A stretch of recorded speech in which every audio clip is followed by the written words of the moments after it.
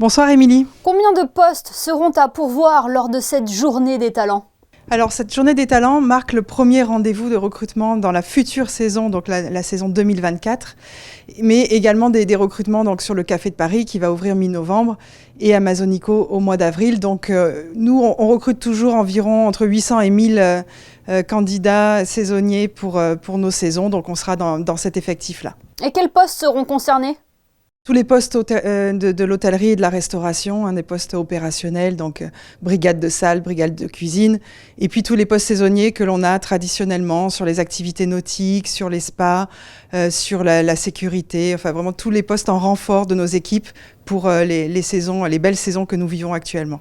Est-ce qu'au-delà des qualifications et de l'expérience professionnelle, est-ce que vous êtes également sensible à la personnalité et à la motivation des candidats ? Oui, tout à fait. Et de plus en plus, on pourrait dire, on a eu de très belles surprises avec des candidats qui n'avaient pas forcément d'expérience professionnelle ou de formation dans l'hôtellerie-restauration et qui se sont révélés être d'excellents jeunes saisonniers.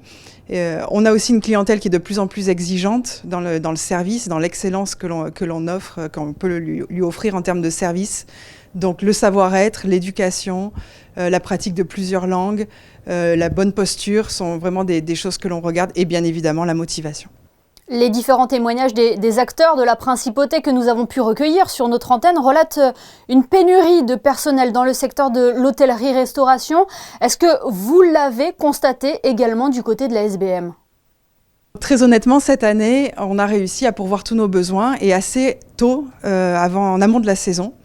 Donc on n'a pas ressenti cette année en tout cas une véritable pénurie de main-d'œuvre comme on avait pu la ressentir il y a 2 ans notamment. On a à la SBM certains avantages que l'on peut offrir à nos salariés saisonniers, notamment le logement. Loger nos saisonniers est un vrai avantage vis-à-vis de nos confrères. Et puis on a aussi un certain nombre d'autres éléments qui font qu'on a gardé une certaine attractivité.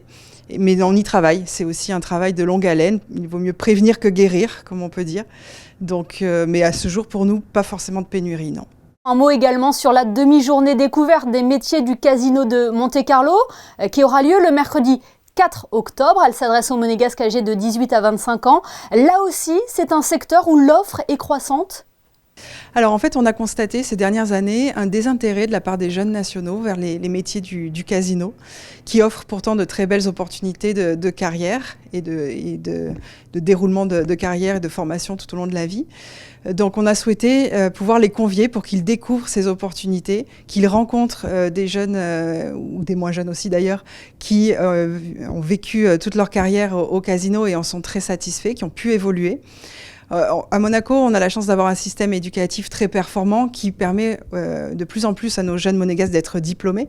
Et c'est une très bonne chose. Mais pour autant, on souhaite leur montrer qu'on peut être diplômé et travailler et s'épanouir dans un casino comme celui de Monte-Carlo et casser un petit peu ce préjugé du fait que les carrières sont bloquées au casino et que si on rentre employé de jeu, on finira forcément employé de jeu. Ce n'est pas forcément vrai et on peut tout à fait s'épanouir avec un diplôme dans des carrières du casino de Monte-Carlo.